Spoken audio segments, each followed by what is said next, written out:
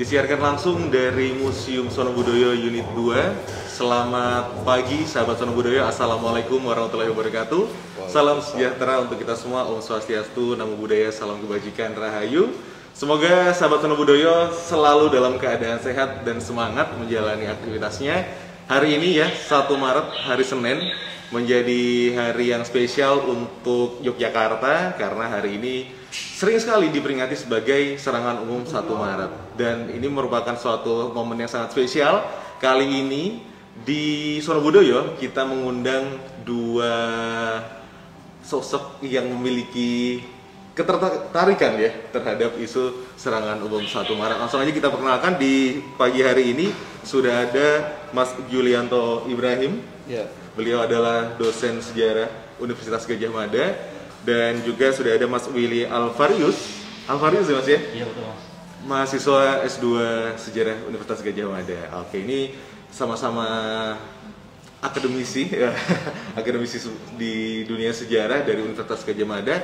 Dan langsung aja nanti kita akan ngobrol-ngobrol banyak seputar bagaimana sih serangan umum 1 Maret dulu terjadi, dan jika kita kaitkan dengan kondisi sekarang yang kita perlu yang namanya bela negara, anak-anak muda, generasi muda ini perlu bagaimana menanggapi dan menyikapinya. Oke, tapi sebelum kita masuk ke lebih dalam ini, Mas Juli dan juga Mas Willy, boleh diceritain juga enggak sih Mas, mungkin dari Mas Juli dulu ya, bagaimana sih kondisi Yogyakarta pada saat itu, mungkin suasana Jogja dari sudut ekonomi atau sosial masyarakat di tahun 1949 sendiri? Ya, gini, masa itu kan disebut sebagai masa revolusi. Yeah. Ya, jadi revolusi kemerdekaan Indonesia. Nah, secara umum, kita bicara secara umum, kondisi sosial ekonomi masyarakat itu dalam kondisi yang memprihatinkan. Karena kita tahu bahwa sebelum proklamasi itu kan kita dijajah atau diduduki oleh Jepang, ya, yang mana kondisi Jepang pada waktu itu kan adalah kondisi perang, karena dalam rangka perang Asia Timur Raya. Nah, secara ekonomi banyak pabrik yang rusak, perkebunan yang rusak. Nah, beras, makanan pokok itu harus dikumpulkan untuk Jepang. Nah, ini telah sangat berimbas pada masa revolusi Indonesia. Kita tahu bahwa pada masa Jepang itu kan sampai kemudian orang tidak bisa makan, ya kurus gitu. Kemudian masa-masa susah lah, susah. Bahkan pada waktu itu kan muncul presetan, kalau Jepang kan arigato gozaimasu, arigato gozaimasu. Oh gitu Mas. Saking kurusnya, karena tinggal celana harus dipegangin karena tarik kato gojek mas, kari kato tinggal celana ya, digojek mas, maksudnya kan biar dipegangin pas, ya. Nah, atau saikere itu kan, saikere itu kan menghormati ke timur. Saikere itu kan maksudnya kan lebih enak jadi kiri daripada jadi di bahasa Jawa. Ya. Nah, kondisi itu berimbas pada masa revolusi kemerdekaan. Jadi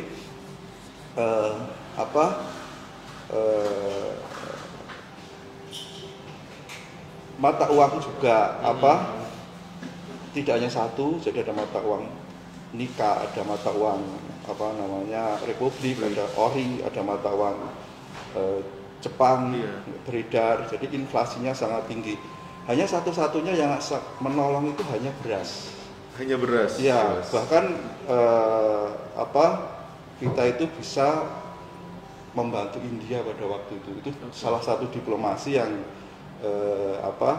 jadi kita sebut sebagai diplomasi beras untuk memberi simpati kepada dunia bahwa bangsa Indonesia itu maksudnya eksis ada. Walaupun kondisi di dalam negeri itu kondisinya sangat memprihatinkan. Nah, di Jogja sendiri itu, kalau kita bicara Jogja, kondisi pada waktu itu adalah kondisi yang sangat revolusioner, karena kita tahu bahwa Jogja pada masa revolusi itu masa menjadi ibu kota negara. Oh iya, betul Mas. Setelah Jakarta tidak aman. Kenapa tidak aman? Karena Perdana Menteri Sahril dan Menteri Pertahanan Amir Sarifudin itu mau dibunuh sama anggota Kenil. Udah mau ditembak mau ditembak, tetapi macet Jadi untungnya macet. Untuk Padahal Amir Saripudin itu udah mau 3 kali ditodong itu, tapi senjatanya macet. Coba kalau nggak macet kan mungkin jalan revolusi berbeda. Karena tidak aman, maka kemudian tanggal 3 Januari di stasiun Manggarai, kabinet termasuk Soekarno Hatta itu pindah ke Jogja. Bayangkan Mas, yang pindah itu menurut Ben Anderson itu kurang lebih 20.000 orang, maksudnya tidak langsung kereta itu kan kabinet dulu, kemudian kemana pindah. Jadi Jogja pada waktu itu harus menampung kedatangan 20.000 orang, dan itu luar biasa, penuh banget. Nah, peranan keraton itu sangat luar biasa untuk bisa menopang jalannya revolusi Indonesia itu, dengan disebutkan bagaimana keraton memberi bantuan dan lain-lain. Nah, jadi tetapi semangat revolusioner inilah yang kemudian menutupi kondisi-kondisi sosial ekonomi itu. Oke, jadi ada semangat-semangat itu sebenarnya di sosial ekonomi ada problem juga gitu. Problem.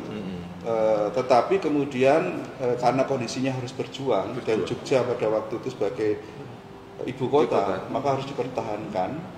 Maka anak-anak muda yang pada waktu itu berjuang itu ikut berjuang.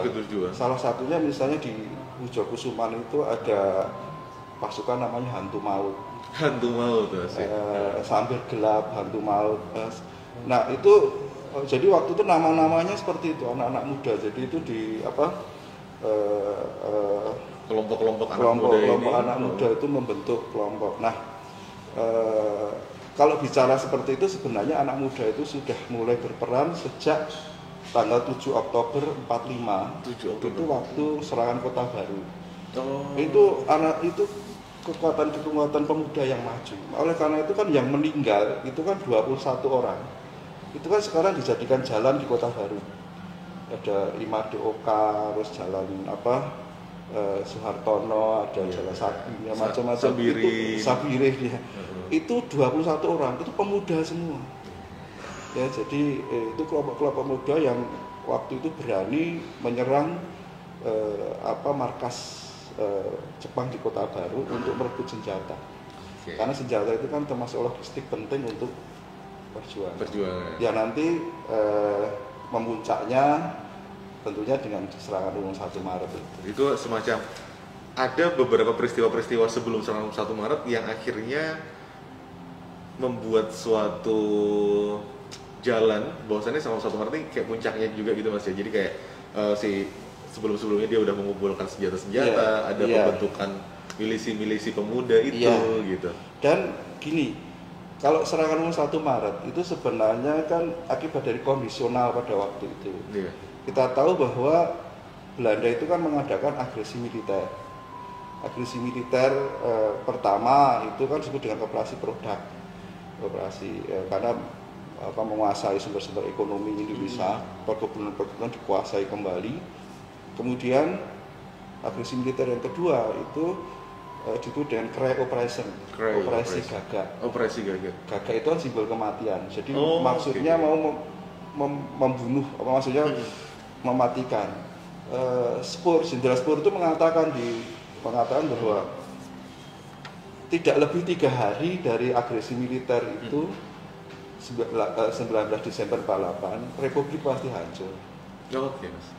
Tetapi Spoor tidak memperkirakan bahwa Republik bisa bergerilya.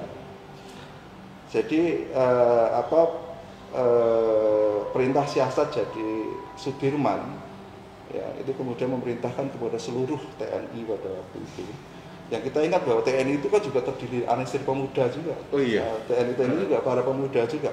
Nah itu memerintahkan untuk bergerilya. Nah Jenderal Sudirman itu menempuh jalan ke Jawa Timur itu kurang lebih 1.100 km ke mana sampai ke Kediri, tadi balik lagi. Terus kemudian Pak Harto pada Wapres 3 itu di daerah Bantul. Awalnya di Ngoto, kemudian dipindah ke Segoroyoso, terakhir di Dusun Bibis. Nah kemudian Nasution waktu Jogja agresi itu kan menguasai Jogja. Iya. Nasution itu dari Jawa Timur naik kereta sampai ke Prambanan, tahu Jogja sudah dikuasai, akhirnya turun lewat Merapi, akhirnya di Gunung Menoreh di daerah Kalibata. Di daerah Kalibata. Ya. Jadi sebenarnya ada pos-pos tentara. Jadi ibaratnya TNI waktu itu sudah merespon dengan dia bergerilya itu, meskipun spur dengan operasi gagaknya yang sepertinya memang kemungkinan besar akan menang nih, pede banget nih untuk nyerang Jogja, pasti menang. Tapi ternyata TNI sendiri punya siasat untuk bergerilya dengan daerah-daerah di sekitar Jogja yang ternyata tidak terjangkau oleh militer Belanda waktu itu, berarti Mas ya? Iya, dan serangan itu, serangan 1 Maret itu sebenarnya bukan berarti dia serangan tersendiri. Jadi sebelum serangan 1 Maret itu ada 4 serangan. Jadi setelah agresi itu kan Jogja dikuasai. Ibu kota dikuasai. Jadi Belanda sudah mengatakan Republik udah habis, udah nggak ada. Bicara di PBB juga seperti itu. Nah, kemudian ada 4 kali serangan, tetapi itu dilakukan malam. Itu tanggal 29 Desember. Kemudian bulan Januari itu 4 kali serangan. Kurang lebih tanggal 17, tanggal berapa itu ada 4 kali serangan. Nah, istimewanya serangan 1 Maret itu dilakukan siang. Nah, itu memang dirancang oleh Sultan. Jadi awal Februari itu Sri Sultan Hamengkubuwono ke-9 itu mendengar di radio BBC bahwa PBB akan sidang umum membicarakan masalah Indonesia. Nah, ini kesempatan kalau yang dibicarakan sudah nggak ada kan, maka untuk menunjukkan eksistensinya, maka kemudian Sultan tanggal 13 Februari 14 itu mengundang, awalnya Sultan kirim kurir dulu ke Sudirman minta izin. Gimana kalau serangannya dilakukan siang hari bersama-sama matahari ada lah. Sudirman lewat kurir tetapi diminta untuk menghubungi komandan setempat. Nah, komandan setempat kan dari Kres 3 Pak Harto. Brigade 10 itu. Nah, kemudian Letkol Soeharto diundang tanggal 14 itu malam hari jam 11 sampai jam 12 malam di daerah di daerah Ngejaman itu tidak ada lampu, tidak dibicarakan diminta dalam 2 minggu untuk melakukan serangan. Nah, itu yang kemudian terwujud dalam 1 Maret. Kalau mau cerita detail luar biasa gimana persiapannya, senjatanya apa, kemudian bahkan ada kodenya harus pakai janur kuning dan tidak hanya janur kuning, harus dengan ini nyebut Mataram, harus dijawab dengan menang. Jadi kan kalau di film itu kan hanya sebutnya hanya janur kuning saja di kanan, tetapi sebenarnya kodenya tidak hanya janur kuning. Ada simbol-simbol lain juga. Ada simbol lain, misalnya kalau ketemu Mataram harus dijawab menang. Enggak nyebutnya Indonesia ya Mas ya? Enggak, Mataram ya, karena mungkin untuk menjaga Jogja, karena di Jogja juga. Kondisi di Jogja, dan kemudian itu kan bagian dari mungkin kata sandi ya, simbol, karena waktu itu informasinya itu sudah sampai ke Belanda. Sebenarnya Belanda sudah sempat pasti wanti-wanti. Makanya serangan pendahuluan itu itu kan sebelum tanggal 1 Maret itu kan sudah ada keliru tanggal serangan. Iya. Nah, itu justru karena keliru, tapi oleh Jenderal Sudirman dipuji. Karena Belanda menganggap serangannya seperti itu. Sudah mengira seperti itu saja gitu. Saya lupa komandannya namanya siapa? Burhanuddin siapa itu? Jadi dia itu keliru tanggal. Jadi seharusnya tanggal 1 tapi dia tanggal 28. 28 nyerang dulu pagi. Dia serang gitu sendirian. Memang dia orangnya kebal peluru itu, terkenal. Kan itu di film kan sama kelompok-kelompoknya. Nyerang begitu Belanda bangun kan, yang diserang kan tetap Benteng Vredenburg markasnya. Dia Galo bisa mundur. akhirnya Belanda menganggap oh ternyata serangannya seperti ini. Makanya pada tanggal 1 besok paginya dia nggak siap, lengah. Dan sorenya pun juga ada serangan. Sorenya sebenarnya ada di serangan kota juga. Bukan serangan keliru juga di Giwangan. Itu kalau pemuda kan begini, orang Jawa itu kan menganggap setelah asar itu kan ikut hari berikutnya. Dan mereka menganggapnya kan biasanya serangannya malam. Nah maka setelah asar mereka serangannya itu sore, baik. Jam 6, maka jam 6, ngertinya jam 6 sore itu dia serang, nggak taunya seharusnya masih jam 6 besoknya. Jadi ada fakta-fakta seperti itu Mas.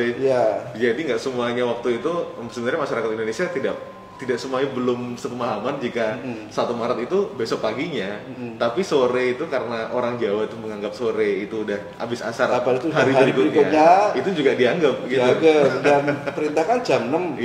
Nah biasanya kan 4 serangan sebelumnya itu kan malam. Nah pemuda-pemuda di Giwangan itu udah nyerang gitu, bahkan mutus aliran listrik dan lain-lain waktu itu. Akhirnya diberitahu enggak sekarang. Karena waktu itu gini Mas, waktu itu hampir sebagian besar tentara itu sudah istilahnya ngantong. Ngantong itu tinggal di rumah-rumah penduduk. Jadi Jogja itu kan pada waktu itu dikepung oleh Wehrkes 3 yang terbagi menjadi 6 sub-Wehrkes. 6 sub-Wehrkes itu dari penjuru 4 penjuru mata angin itu yang kemudian masuk ke Jogja. Nah mereka itu istilahnya ngantong. Malamnya itu diminta ngantong itu tinggal di rumah penduduk agar pagi harinya itu bisa nyerang. Biar juga melebur sama penduduk, jadi nggak dicurigain dia tentara juga, kamuflase juga ya Mas ya. Jadi ketika persiapan tempur pun mereka sudah ada di kantong-kantong di daerah masing-masing gitu. Oke, siap. Pastinya menegangkan ya. Memang waktu itu tuh masa-masa revolusioner kan, orang-orang sering menyebutnya sebagai hari kedaulatan juga, yang memang sekarang juga sedang lagi digalakkan lagi. Tapi kita juga tidak menutup kemungkinan bahwasanya memang pemuda saat itu ya tidak hanya sebagai penonton gitu, tapi mereka pun juga tergabung dari berbagai macam laskar dan salah satunya juga ada trip, sampai ada suatu peristiwa di Palagan juga kan Mas ya? Trip. Kalau trip itu mungkin lebih umum istilah untuk di daerah Jawa Timur. Kalau trip untuk Jawa Timur. Di sini namanya tentara pelajar. Jadi sebenarnya kalau awalnya itu kan namanya dulu itu Ikatan Pelajar Indonesia IPI ya. Nah di Jakarta, kemudian karena seiring dengan perpindahan ibu kota 4 Januari 46 itu IPI ikut pindah, semuanya ikut pindah ya ke Jogja, laskar-laskar itu. Nah IPI itu kemudian kan Ikatan Pelajar itu kan pengen punya tentara karena masa revolusi, masa perjuangan. Maka mereka kemudian membentuk kita di tentara pelajar tadi. Nah kemudian tentara pelajar ini tergabung di dalam Brigade 17 yang kemudian terbagi misalnya di mana yang di divisi 1 itu di Jawa Timur namanya TRIP, Tentara Republik Indonesia Pelajar. Kemudian ada di Solo itu namanya TP, Tentara Pelajar itu kalau nggak salah Mayor Ahmadi itu. Kemudian terus kemudian di Jogja juga namanya TTP. Kemudian di daerah Jawa Barat itu ada namanya TP, ada namanya TGP, Tentara Jeni Pelajar gitu. Bahkan di Jogja waktu itu ada namanya P3 juga. Bukan partai P3 itu pasukan polisi pelajar yang itu kemudian menjadi dasar munculnya Brimob. Brimob pun juga dulu Nasir yang muncul tentaranya juga tentara pelajar. Dan P3 pada waktu itu punya peranan yang sangat luar biasa waktu serangan 1 Maret, karena kan kita tahu bahwa tentara-tentara pada waktu itu kan berduyanya di sekitar, dan P3 waktu itu banyak bermarkasnya di daerah Bantul waktu itu. Jadi banyak sekali gerakan-gerakan dari anak-anak muda yang tergabung dari berbagai macam laskar. Dan hampir sebagian besar, bukan hampir sebagian, mungkin semuanya laskar dan itu para pemuda. Karena yang tua-tua itu biasanya lebih banyak ke politisi, banyak di kabinet, dan pemuda-pemuda itulah lebih yang jalur-jalur diplomasinya. Ya, jalur-jalur meja lah Mas ya. Ya, itu mungkin lebih tua. Iya. Nah, maka mengapa kemudian Ben Anderson itu dalam bukunya Java in Time Revolution itu, Jawa pada masa revolusi itu mengatakan itu namanya revolusi pemuda. Oke, bahkan Ben Anderson menyebutkan itu sebenarnya revolusi pemuda karena memang yang pelaku dan semua yang berjuang pada waktu itu adalah pemuda. Konsepnya bahwa itu adalah pemuda. Nah, maka hampir semuanya itu pemuda, maka Ben Anderson mengatakan revolusi Indonesia itu sebenarnya revolusi pemuda. Luar biasa ya. Jadi tidak hanya tentaranya saja, tapi pemuda-pemuda daerah, pemuda-pemuda kampungnya yang akhirnya bersatu melakukan aksi-aksi itu sendiri, dan itu semuanya anak-anak muda gitu ya. Oke, kita akan ke Mas Willy ini. Wah, luar biasa juga ini ngobrol-ngobrol soal anak muda nih juga. Mas Willy kan masih muda juga nih. Nah, ini lebih muda, lebih muda lagi ya. Tadi kan kita sempat ngobrolin nih Mas ya, anak-anak muda tahun itu kan ya dia harus angkat senjata, latihan bedil ya kan, sampai akhirnya juga harus berani untuk ya membunuh tentara-tentara musuh kan Mas ya. Tapi kalau misalnya kita kaitkan sekarang nih Mas, kan banyak kan anak-anak muda sekarang ini ya problemnya berbeda sih memang ya Mas. Tapi apakah dengan gerakan-gerakan komunitas yang sekarang banyak juga diadakan sama anak muda, kalau menurutnya Mas Willy ada yang perlu ditambahkan nggak sih Mas? Atau mungkin Mas Willy ada pandangan seputar gerakan anak muda sekarang? Pasti ya, kalau bisa dibilang kan penting nggak sih gitu kan orang-orang muda ini paham sejarah gitu, dan untuk pada akhirnya tuh punya rasa cinta terhadap tanah airnya sendiri gitu kan. Kalau saya pikir selama ini kalau yang sudah ada di misalnya kayak di kota-kota besar gitu kan, kegiatan-kegiatan komunitas yang berbau kesejarahan ataupun yang menekankan nilai-nilai kebangsaan itu sudah sangat banyak pilihan gitu. Kayak misalnya saya di Jogja ini nemu banyak tempat gitu untuk mengekspresikan wujud misalnya cinta saya terhadap negara gitu kan. Cuman kalau misalnya di daerah-daerah lain sih saya belum terlalu melihat banyaknya ya gitu ya. Dalam artian misal kayak dulu waktu saya masih SMP SMA saya nggak nemu gitu, dan makanya kayak problem sekarang adalah misalnya kita lihat anak-anak muda yang nggak begitu paham dengan negaranya sendiri. Kalau nggak paham kan gimana mau cinta ya gitu kan. Nah, jadi karena memang mereka ini tidak ada yang mewadahi, saya lihat gitu loh. Yang saya perhatikan misalnya di daerah, termasuk saya juga mengalami dulu ketika masih belum berkuliah di Jogja ini gitu kan, di daerah gitu. Jadi saya pikir kehadiran program-program yang mengarah ke bela negara ataupun bagaimana kita mesti mencintai negara ini, saya pikir sangat perlu gitu. Karena selama ini kan tidak cukup misalnya kayak cuma di sekolah kita sudah kita upacara bendera misal gitu, dan itu dianggap bisa membangkitkan nasionalisme, saya pikir masih kurang gitu. Tapi bukan berarti ayo kita perbanyak upacara, itu bukan gitu, tapi lebih ke kayak yang saya lihat misalnya kayak di Jogja ini ya, lagi-lagi saya mencontohkan di Jogja ini gitu, karena begitu banyak acara-acara yang bisa membuat saya kayak makin cinta gitu dengan maksudnya kalau saya udah paham sejarah di bangsa saya sendiri, terus beberapa peristiwa-peristiwa besar itu bisa jadikan jadi lebih gampang gitu menerima. Karena problemnya adalah misal kayak banyak kan serangan umum ini katakanlah hanya di Jogja misalnya ya. Tapi sebenarnya kan seperti yang dibilang Pak Jul tadi, di daerah-daerah lain pun sebenarnya dalam periode itu banyak sekali terjadi peristiwa-peristiwa bagaimana orang-orang Republik itu mencoba untuk menghalau lagi kan kolonialisme Belanda itu gitu.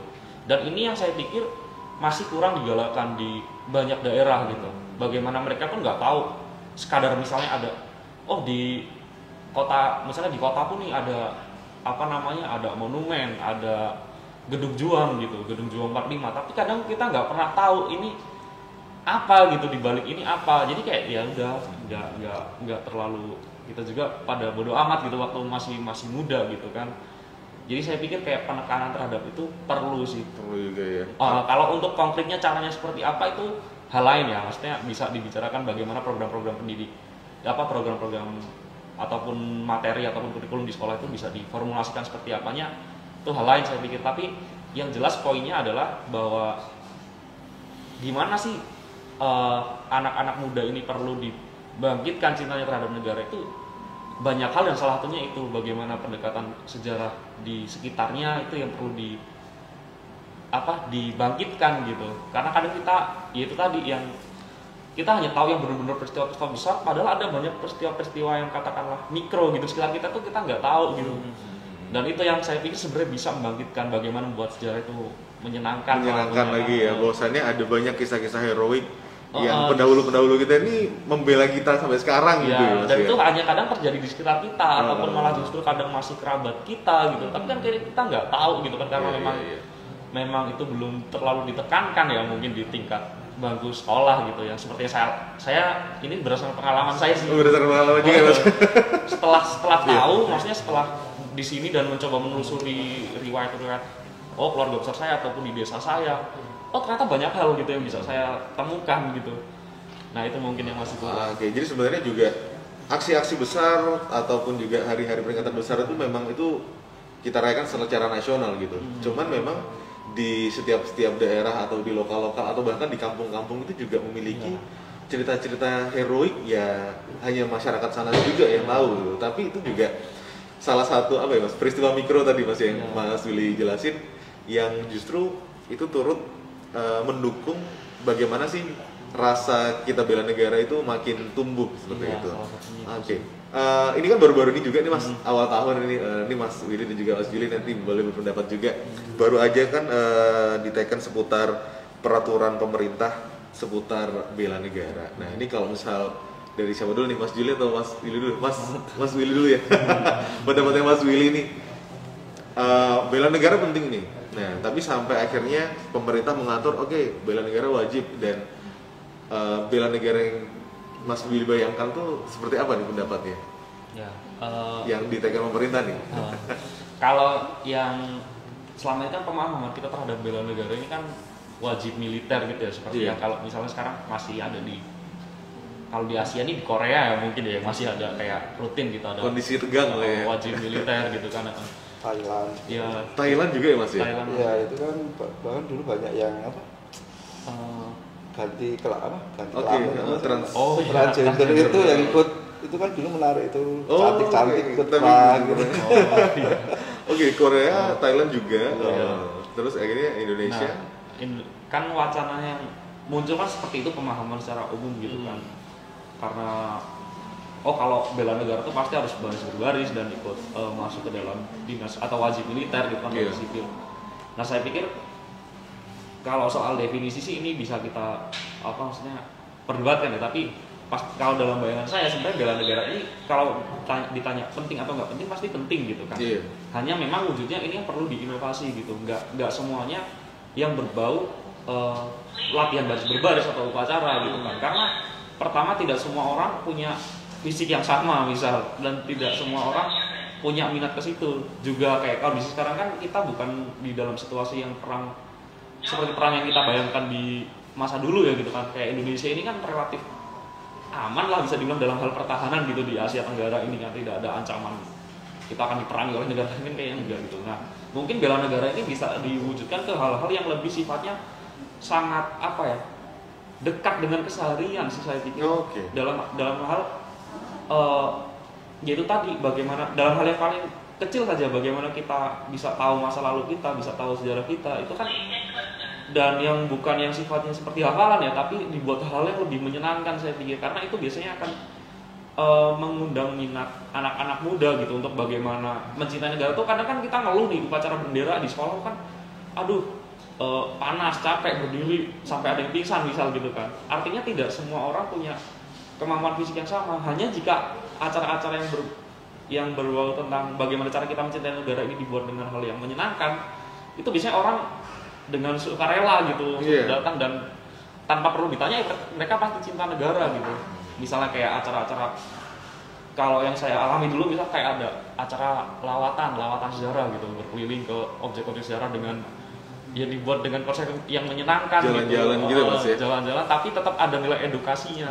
Nah aku pikir hal-hal sederhana seperti ini justru sangat membekas dan malah lebih efektif sih untuk menghadirkan kesadaran terhadap nilai-nilai kebangsaan dan kenegaraan dalam diri gitu kan, ketimbang emang harus bela negara harus yang seperti kita militer, paham selama ini gitu kan. harus kayak ngecamp dulu Iya. sebulan atau 3 bulan Iya. kayak KKN misalnya. Terus tapi selama KKN itu latihan Iya. pegang senjata.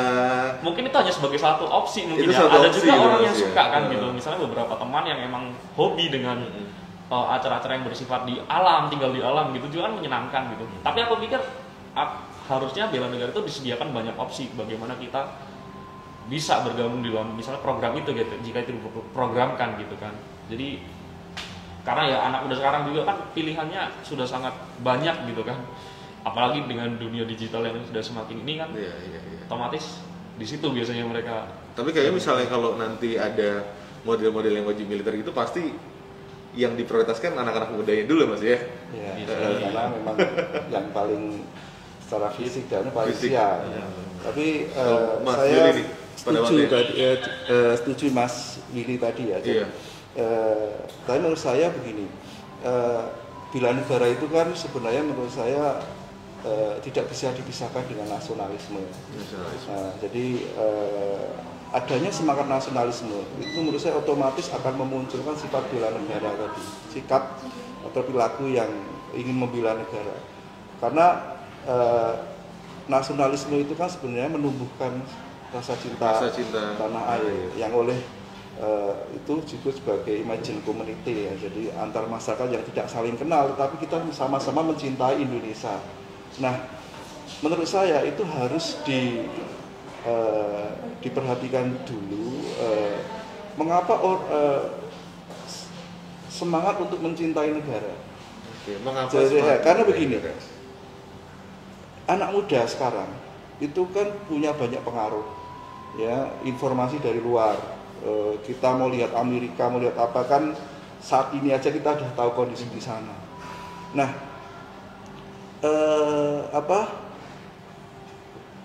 dibutuhkan untuk orang memahami bahwa bagaimana negara ini terbentuk. Sebenarnya jati diri bangsa ini seperti apa?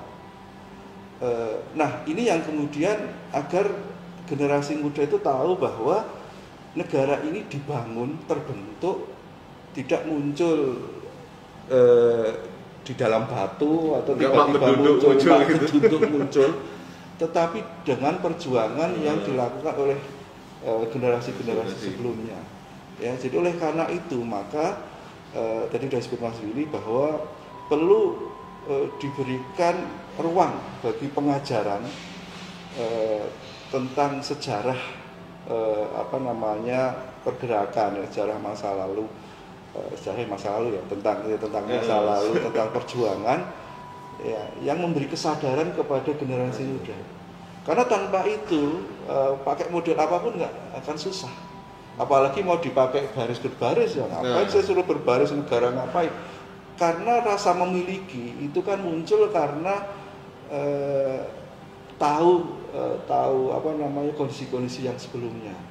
Nah, dengan tahu kondisi sebelumnya, sejarah bahwa tadi misalnya tidak hanya peringatan ini yang seperti ini, seremonial gitu.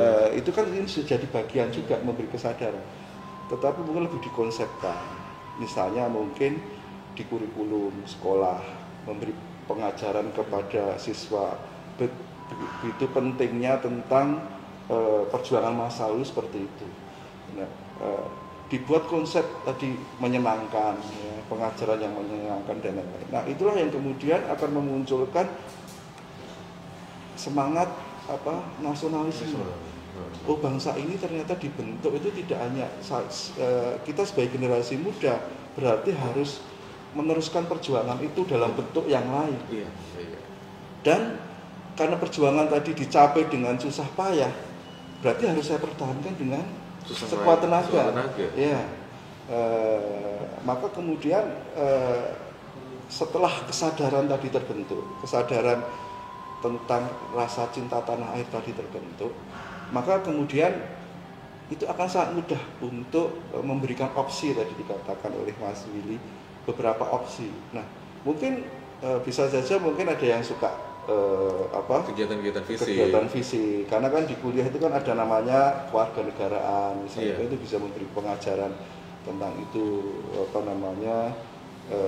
terus kemudian juga memberi dengan itu kan memberi benteng. Yes. Kesadaran tentang masa lalu itu kan memberikan benteng pengaruh-pengaruh yang dari luar tadi. Kan bila negara kan tidak hanya fisik, maksudnya kan kita mencarinya, kita mencintai tanah air kita tahu bahwa negara lain mungkin lebih maju, lebih apa, tapi tetap kita mencintai bangsa kita. Itu kan luar biasa kesadaran itu. Nah, maka budaya-budaya kita tidak menyalahkan, misalnya budaya K-pop, itu kan memang berkembang ya, atau suka Bollywood, atau suka film-film, maksudnya pengaruh India atau pengaruh Korea. Atau apa, atau drakor. Itu kita tidak menyalahkan itu. Tetapi pada saat kemudian kesadaran akan kecintaan pada bangsa, kesadaran pemuda akan kesadaran itu menjadi imun, Mas, kuat. Dan itu kecintaan itu tidak akan tergoyahkan dengan pengaruh itu.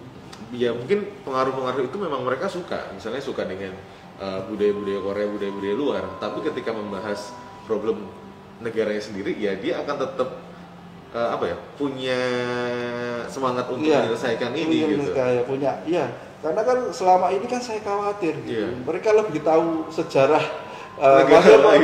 mengetahui orang lain, misalnya karena suka drakor, suka K-pop, mungkin mereka lebih ingin mencari informasi tentang mereka dibanding kita. Nah itulah mungkin menurut saya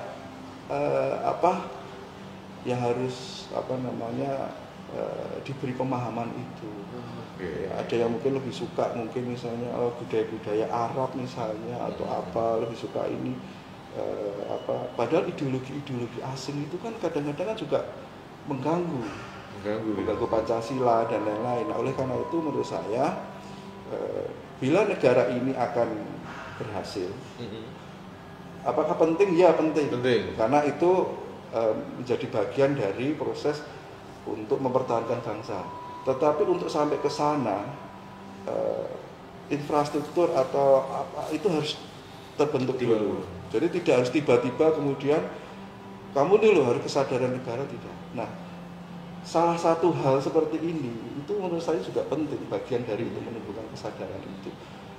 Gitu. Jadi intinya saya seperti itulah, menumbuhkan jati dari nasionalisme masih tetap harus ditumbuhkan kepada generasi muda. Siap Mas Willy dan Mas Billy ya. Pasti kalau ngomongin bela negara itu juga ya karena memang pengaruh sekarang ini juga kan masih misalnya di Korea sendiri itu juga kita tahu mereka ada wamil, ada wajib militer, bahkan artis-artis yang nyanyi dan main film aja itu juga kena wamil. Nah, ngomongin soal bela negara ya erat juga kaitannya dengan wamil. Kalau misalnya seputar wamil nih Mas, pendapat Mas Juli atau Mas Willy gimana sih? Apakah kita ini perlu juga seperti itu? Wajib militer? Iya. Ya begini. Tapi saya setuju tadi Mas Willy bahwa perlu ada semacam pemikiran yang lebih ini ya. Jadi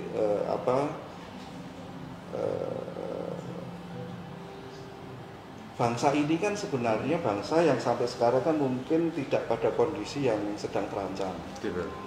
Ya, memang bela negara itu penting, tetapi apa harus selalu dengan wajib militer? Iya, apakah selalu wajib? Jadi menurut saya lebih dicari pada bentuk-bentuk yang mungkin lebih humanis, karena begini, kita punya pengalaman yang kurang baik mengenai dalam tanda petik apa itu dengan wajib militer. Jadi di masa Jepang itu kita punya Jepang itu kan punya dia berada di Indonesia itu kan dalam kerangka perang dunia kedua atau yang Jepang sebut dengan perang Asia Timur Raya. Nah, Jepang itu membutuhkan tenaga-tenaga untuk perang. Nah, oleh karena itu maka kemudian Jepang membentuk apa yang disebut dengan Heiho, Kaibudan, Senendan, Fujinkai, macam-macam. Nah, itu adalah kelompok-kelompok paramiliter yang dibentuk untuk nanti membantu Jepang dalam perang. Nah, tapi ternyata itu sangat eksploitatif.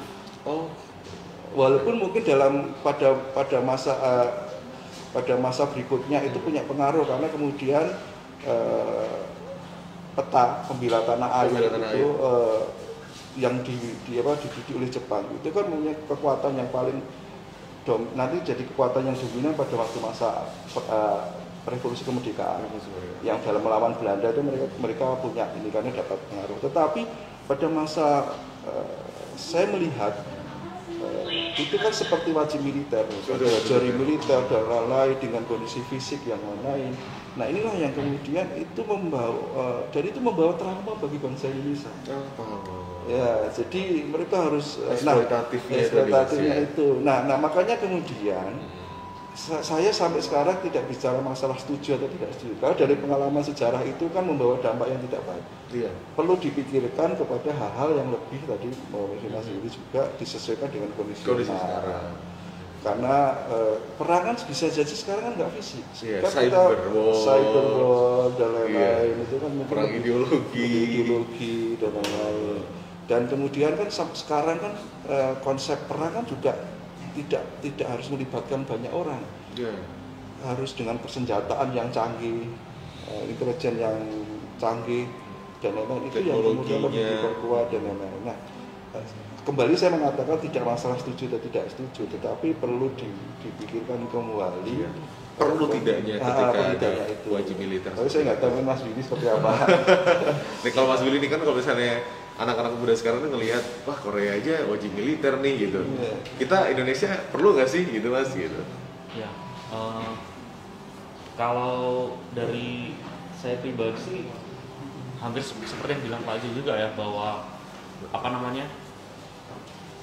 tidak, artinya kalau saya bilang saya menolak, maksudnya mentah-mentah pun tidak juga gitu, karena tapi saya lebih berpikir bagaimana jika itu diberikan opsi saja gitu, dan bukan, dan sifatnya memang bela negaranya iya, tapi kalau untuk diwajibkan militer saya pikir tidak ya, karena kalau kita lihat negara-negara lain itu memang karena misal kayak kenapa tadi contohnya Korea, karena memang sampai sekarang mereka hanya melakukan gencatan senjata dengan Korea Utara. Korea masih berperang. Iya, kondisinya beda ya kita ya. Kondisinya berbeda gitu, dan dengan Korea Utara itu mereka hanya gencatan senjata, belum perangnya belum berani. Kalau kayak kita, saya pikir emang enggak. Kita harus lihat kayak urgensinya gitu kan, misalnya dengan cadangan pertahanan kita, tentara kita, saya pikir jumlahnya juga sudah cukup mumpuni lah gitu sebenarnya bisa dibilang gitu kan. Nah justru yang urgent dalam hal bela negara itu adalah bagaimana muncul kesadaran dulu saja sih sebenarnya bagi orang-orang muda ini, karena itu tadi yang seperti dibilang oleh Pak Zil, dunia kita kan sudah sangat-sangat terkoneksi gitu kan. Ya sebenarnya udah dari dulu gitu kita terkoneksi, cuman sekarang kan semakin masif dengan teknologi informasi yang sudah sangat-sangat, ya bahkan di pelosok-pelosok pedesaan kita pun orang sudah memegang gadget gitu kan, maksudnya udah terhubung dengan dunia ini gitu. Artinya itu sebenarnya perlu ditekankan bagaimana justru ancaman terhadap negara kita ini bukan pasukan tentara dari negara lain gitu, fisik saja gitu, bukan fisik, tapi justru itu tadi entah ancaman dari soal ideologi-ideologi yang tidak memberikan peluang terhadap keberagaman, misalkan bagaimana kalau ya di Pancasila kan jelas Pancasila itu sudah mewadahi Indonesia dengan berbagai latar belakangnya kan. Tapi ketika ada muncul ideologi lain yang merasa harus eksklusif, ya ini kan sebenarnya ancaman nyata bagi negara kita justru gitu kan. Yang nanti kalau dibiarkan bisa berujung pada ya diskriminasi ataupun bahkan ke perusakan. Nah, menurut saya ini yang lebih urgent gitu kalau yang menghadapi situasi sekarang gitu, dengan berbagai macam pilihan orang bisa apa aja gitu, merasa punya ideologi apapun yang merasa dia udah paling benar gitu misalnya kan. Sedangkan di Pancasila kan mewadahi yang sudah ada dari awal gitu kan, pendiri bangsa udah merumuskan yang baik, tapi ini terancam. Nah justru ini, makanya kayak saya pikir, bagaimana jika bela negara itu dibuat dengan hal-hal yang lebih itu tadi, tetap edukatif tapi juga menyenangkan, dalam artian karena itu tadi kayak misalnya sekarang orang disuruh upacara bendera aja kayak kadang ada yang mau, ada yang enggak juga gitu kan. Banyak kalau kita lihat fenomena banyak yang dari saya dulu lihat ya, dulu kebetulan SMK gitu banyak yang bolos gitu. Jadi artinya bagaimana nilai-nilai kebangsaan kalau dihadirkan hanya dalam bentuk yang itu saja, saya pikir malah jadinya mereka akan bosan dan kayak merasa malah makin apa sih pentingnya gitu. Tapi Kadang ketika dihadirkan dengan hal yang lebih dekat, yang lebih keseharian dan menyenangkan, tapi tetap edukatif, itu malah justru yang lebih mengena gitu. Kadang ini ya Mas ya, ibaratnya kalau terlalu dikejar justru malah hilang gitu. Iya, betul. Tapi biarkanlah secara alamiah nanti si orang ini akan sadar sendiri terhadap bela negara ini. Dan pasti itu bisa karena kayak itu tadi kampanye-kampanye di medsos yang dibuat dengan sedemikian rupa untuk menghadirkan kesadaran berbangsa itu mah justru menurut saya ya termasuk langkah yang efektif sih sebenarnya gitu. Kayak kalau musim ini dulu hari lahir Pancasila 1 Juni semua orang buat ribbon saya Indonesia saya Pancasila. Oh iya, saya ingat tuh. Itu saya kira itu sederhana tapi kayak oh ya berarti orang sekarang udah lebih berkesadaran gitu dibanding dia harus dipaksa-paksa. Itu kan orang sukarela ya. Sukarela ya, pakai gitu, ribbon ya. Nah, intinya kesadaran itu penting. Kesadaran. Sekarang itu lebih penting untuk menumbuhkan kesadaran. Yes.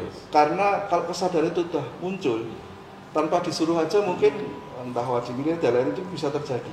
Karena kalau tidak, misalnya kemudian ada keterputusan itu tentang kesadaran masa lalu, kesadaran perjuangan. Orang tiba-tiba kemudian disuruh wajib militer, diajarin militer, diajarin pegang senjata. Ya kalau dia mampu untuk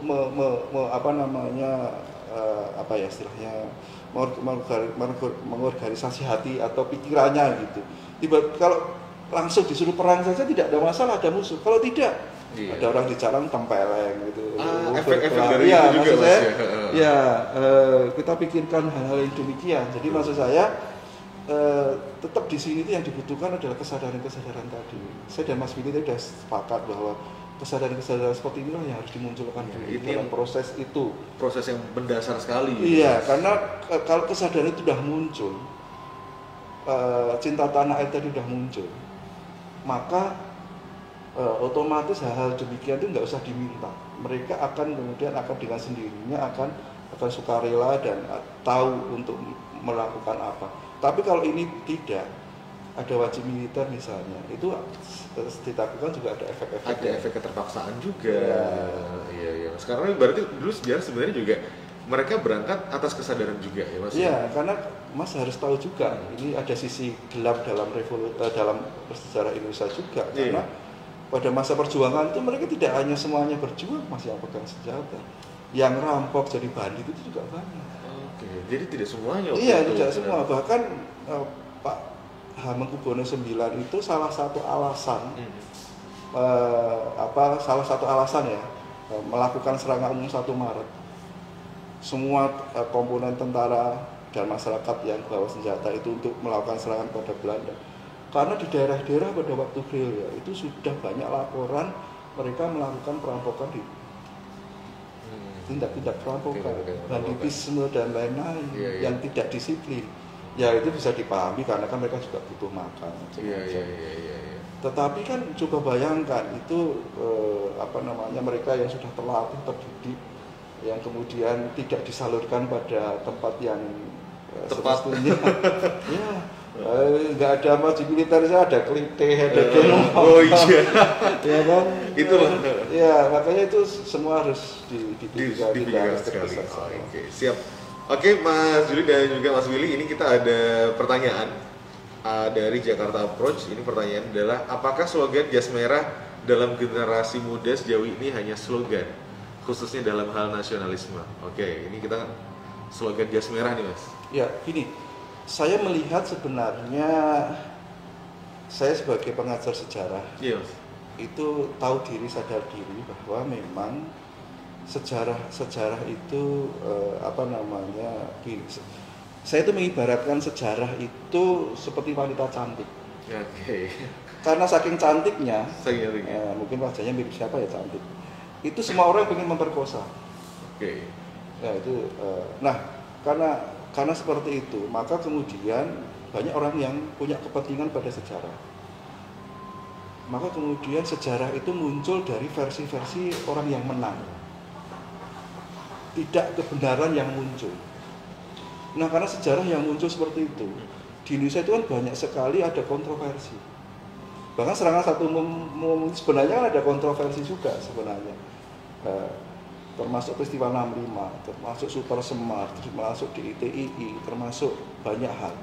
itu bangsa kita itu ada kontroversi. Kontroversi inilah yang kemudian generasi muda itu melihat bahwa sejarah bangsanya itu berantakan, amburadul. Ya, dia tahu bahwa ternyata kebenaran itu tidak seperti yang dia tahu. Nah, inilah yang kemudian konsep tadi ditanyakan jas merah jangan sekali-kali meninggalkan sejarah. Itu kan terganggu karena sejarah itu sendiri punya masalah, ada kontroversi. Nah, itulah sebenarnya itu tugas kita semua, termasuk mungkin pengajar, saya penulis, agar menghadirkan sejarah satu yang benar, tanpa harus ada kontroversi. Kan banyak kan masalah-masalah kontemporer bangsa Indonesia itu kan yang kemudian menjadi kontroversi, sampai peristiwa 98 misalnya, Mei 98 itu siapa yang bertanggung jawab, dan itu kan semuanya serba kontroversi dan serba ada yang ditutupi, ada yang dan lain-lain. Nah, inilah yang kemudian sejarah menjadi dalam tanda petik terpuruk di mata anak muda. Oh iya, betul. Ya, karena kemudian anak muda menjadi tidak kisah-kisah yang memilukan juga sebenarnya, Mas. Ya, concern kepada yang muncul itu kan kemudian bukan sejarah perjuangan yang kita bicarakan sekarang, tetapi yang muncul di generasi muda, karena generasi itu kan juga mereka kan generasi yang tidak bodoh. Tahu ternyata 65 itu kan ada versi-versi ini yang benar yang mana. 1 Maret itu sebenarnya pelaksananya tidak masalah pelopornya siapa misalnya, tentang peristiwa masalah DITI itu kan pemberontakan, padahal itu sebenarnya masalah militer misalnya. Nah, itu Mas Willy sama Mbak Ucik. Siap, Mas. Mas Willy juga gimana nih seputar jas merah? Iya, sebenarnya itu slogan yang sangat, maksudnya itu suatu pesan, itu kan pesan yang diucapkan Bung Karno kan di tahun-tahun akhir dia menjabat sebagai presiden gitu, di tahun-tahun dia akan diturunkan gitu dari jabatan presiden gitu kan. Nah, saya rasa ini slogan yang nggak hanya slogan sebenarnya gitu kan, itu suatu pesan yang emang itu semacam kayak sindiran juga gitu dari Bung Karno, bahwa ternyata banyak orang yang lupa dengan sejarah, makanya disuruh katanya jas merah gitu kan, jangan sekali-kali lupa sejarah. Hanya saja kemudian di dalam perkembangannya ini kayak hanya jadi apa ya, berhenti jadi slogan, bahwa karena gini, pertama pengajaran sejarah kita itu kadang membosankan kan, pasti ini sudah jadi kayak rahasia umum lah gitu, bahwa oh ternyata pengajaran sejarah kita tidak membuat kita jadi kritis gitu, hanya menjadikan kita sebagai seorang penghafal misalnya gitu kan. Kayak saya waktu di SD, SMP, SMA pun oh hanya gini-gini aja gitu, padahal kan sejarah itu bisa diajarkan dengan cara-cara yang sangat, tapi lagi-lagi menyenangkan sebenarnya gitu, menyenangkan tapi tetap edukatif.